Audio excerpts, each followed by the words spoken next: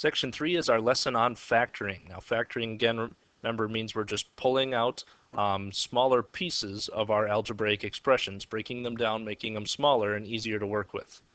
For a factoring checklist, this is what you should always start with. Number 1, if you can pull out the greatest common factor, the GCF, greatest common factor. If you can pull a greatest common factor out of your expression, that'll make your life much, much easier. So always look for that first. Next, you check for the number of terms. If there are only 2 terms, try the difference of squares. If there are 3 terms, try the AC method. And if there are 4 terms, try grouping. And again, we will go over each of these as we work through this. Now for 2 terms, the difference of squares, we call this a special factoring situation. This only works when you have a squared minus b squared. So in our example, we've got w squared minus 49 squared.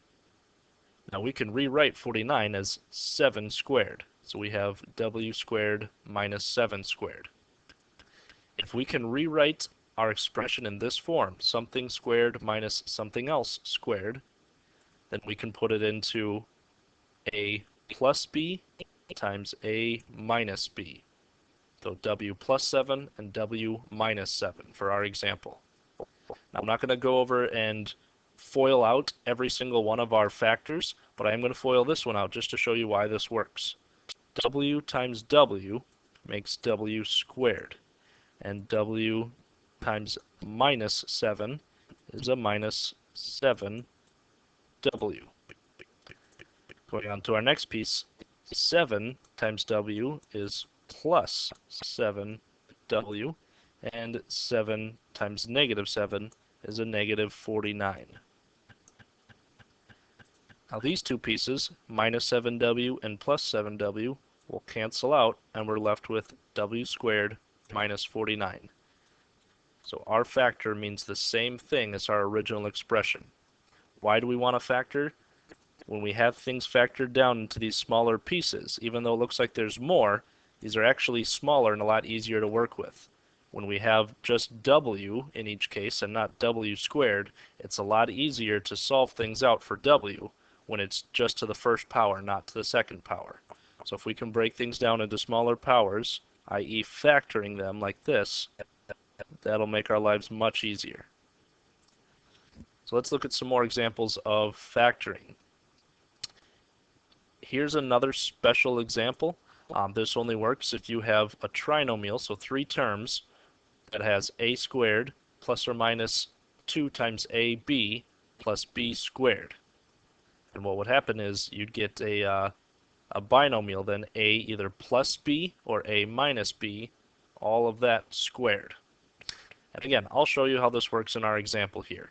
This one only works if half of the middle term equals the square root of the first term times the square root of the last term. So it sounds kind of weird at first, but let's look at this one. Square root of the first term is z. Square root of the last term is 3. So z times 3 is 3z. And half of 6z is 3z. So this one will work. This does fit our example for this. So we can break it down then and say z is what's being squared, so that's like our a. 3 is what's being squared here, because 9 is 3 squared, so 3 is our b. And we have a plus right here in the middle. So when we factor it, it would be z plus 3 squared. Now again, what this means is you would have 2 factors, z plus 3 and another z plus 3. And again, if you wanted, you could factor this back out and it would come back to this expression. So this is our factored form. Either you can call it this binomial z plus 3 to the power of 2, saying that it's times itself, or breaking apart into the 2 factors. It might be easier for yourself if you put it, write it this way, so it's just one thing to the power of 2. Now we're going to go on to grouping. If there are 4 terms, you can factor just the first 2, then factor the last 2, then match them up. If you have any other trinomial, so remember those are the 3 terms, you'll do the AC method. and we will go over the AC method in our next video. But right now we're going to look at some examples of taking out the greatest common factor, and then we'll move into grouping. When taking out the greatest common factor, we look at each of our terms, so 8n to the 6th, 32n to the 3rd, and 4n squared. And we have to think what's the biggest number we can take out of each of them. Well, if we look just at the coefficient, so the number part, 8, 32, and 4, we can take a 4 out of all of those. So we'll take a 4 part out for sure. If we look at our variable parts, n to the 6, n to the 3rd, and n to the 2, the biggest power we can take out of all of those is n squared, or n to the 2. So we take 4n to the 2 out of each of these terms, and then what would be left over? So what we're asking ourselves is 4n squared times what first piece would come back to this 8n to the 6th. So our first term has to be 2n to the 4th. 4 times 2 is 8, n squared, and n to the 4th makes n to the 6th. Now we ask, what would we multiply this by right here, so that we would make it, say, 32 n to the 3rd. Well, 4 times what is 32? That would be 8. N squared, and we want to make it n to the 3rd power, would have to be n to the 1st power. Or you could just call it n. N to the 1st power is the same as just saying n. And our last piece, 4n squared times what would be 4n squared? Well, that would just be 1. So now this piece on the outside, our 4n squared, has to be multiplied by each of these terms to come back to this one. But this is technically the factored form. In this form, we've broken it down into one smaller piece times these 3 smaller pieces makes this larger expression. So this is our factored answer. Let's look again for greatest common factor with 70m cubed n to the 7th minus 50m to the 6th n to the 4th plus 70m to the 4th n. What's the biggest number part we can take out of 70, 50, and 70? Well, that would be 10. 10 is the biggest number we can take out. So now we look at our variables, m to the 3, m to the 6, and m to the 4. The biggest m part we can take out is m to the 3. The biggest n that we can take out, we have n to the 7, n to the 4, and just n alone, which remember is like n to the 1st power. So we would take out that n to the 1st power. Now we're asking, what would we multiply this by? What 3 other pieces to come back to this expression? Well, 10 times what would make 70? That would be 7. M to the 3 times what is m to the 3? Well, just 1, or we don't need to add that in. And n to the 1st power times what makes n to the 7th power? That would be n to the 6th power. So right now, this times this piece would come back to our original first term. Now let's look at our second term here. We have a minus 50m to the 6th n to the 4th. And we took out 10m to the 3rd n. So 10 times what makes negative 50? Negative 5. M to the 3rd times what makes m to the 6th? M to the 3rd. N to the 1st times what would make n to the 4th? That would be n to the 3rd. And same question, what times 10 times m to the 3rd n would make 70m to the 4th n? That would be 7m. This blue piece times each of these terms inside of the parentheses would make these 3. So we've broken this down into smaller pieces, easier to work with. This would be our factored solution. Let's look again for greatest common factor first. 45k squared and negative 80 or minus 80. The biggest number we could take out would be 5. When we do that, it leaves over 9k squared minus 16. So 5 times each of these pieces would go back to this expression. After we did that, though, on the inside of this parentheses, we can still factor this. Here we still have the 5 on the outside. I might as well take out all of them because we know that we took the 5 out of each piece. 9k squared minus 16 would be the same as 3k to the power of 2, because 3k times 3k is 9k squared, minus 4 to the power of 2, because 4 times 4 is 16. So now that we've got some number squared minus another number squared, this is a difference of squares on the inside of our black parentheses here. So what would this become? Oops, get rid of this. 3k plus 4 and 3k minus 4 on the inside of our parentheses. Those are being multiplied. And then all of that is being multiplied by 5 again to come back to this expression. Again, this might look like it is a much larger or much longer expression, but because none of these have the k squared term in them, they're all smaller values of k, it makes solving them much easier. For our next example, 3x squared plus 48, we can take 3 out of. What we're left over with is x squared plus 16. Now, even though both of these are something squared, this is x squared and this is 4 squared, we have a plus in here and not a minus. Because we don't have a minus, we can't factor it any further.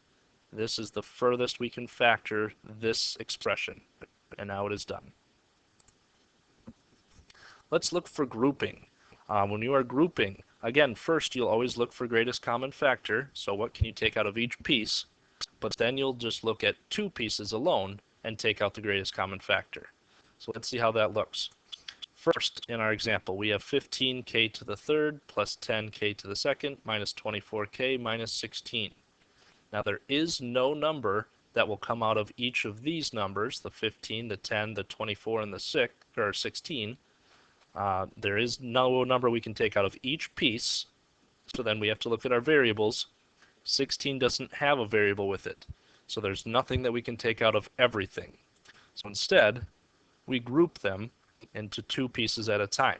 15k to the third plus 10k squared, that's one of our groups, and the negative 24k minus 16, that's our second group.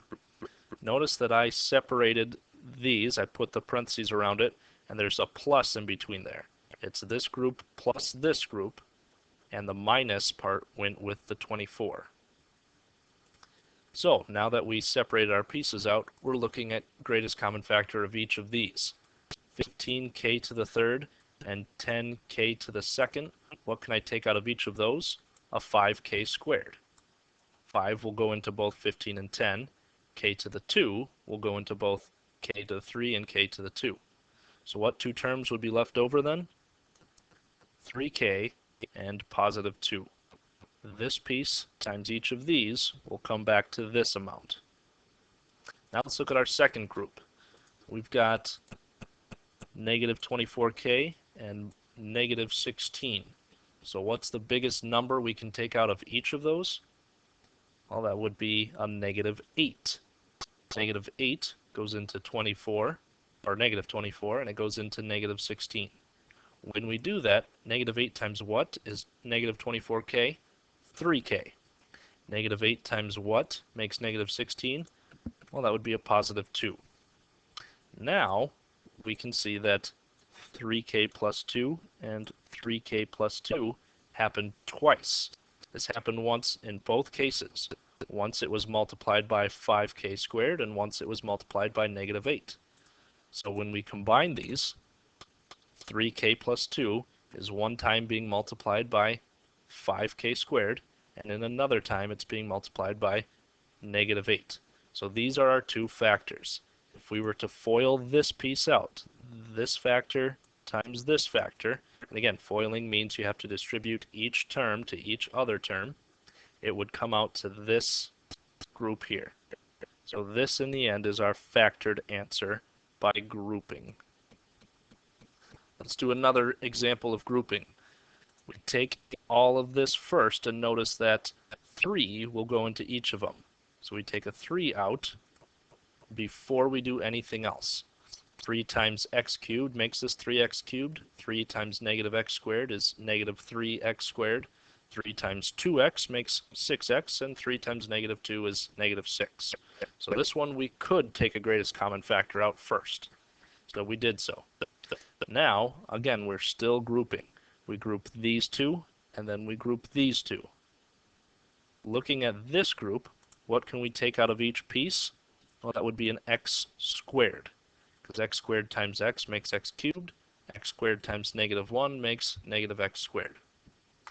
Looking at these two, what can we take out of each piece? That would be a positive 2, or just the 2, because 2 times x makes 2x, and 2 times -1 makes -2. Like before, notice x minus 1 and x minus 1, in each case being multiplied by something different, here an x squared and here a 2. So we can't forget this 3 from the outside, that stays there, but then our two factors on the inside become x minus 1 and x squared plus 2. This again is our factored form of the equation. Let's do one more example of grouping. Again, we're going to check for greatest common factor first. We have 16r cubed minus 56r squared plus 10r minus 35. Again, unfortunately, there is no number that all of these will go into, so we just start grouping them together. Group our first two and our last two, so they look something like this. Looking at our first two, what can we take out of each of those? Well, we can take an 8r squared out. 8r squared times what makes this 16r cubed? Well, that would be 2r. And 8r squared times what would make negative 56r squared? That would be a -7. So we want to make sure this 2r minus 7 is the same thing that we get in our other term, or our other factor over here. So what can we take out of these two that would make it look like 2r minus 7? Well, what times 2r would make it 10r? It should be a 5. And same thing, what times -7 would make it -35? Well, that should be 5. And it is. So we've got 5 on the outside times 2r and -7 would come back to this factor. Now, we've got a 2r minus 7 and a 2r minus 7. In one case, it's times 8r squared. In one case, it's times 5. So we just put them together. 2r minus 7 as one big factor. So this piece here is being multiplied by this factor, 8r squared plus 5. So this is our factored answer. We'll call it quits there.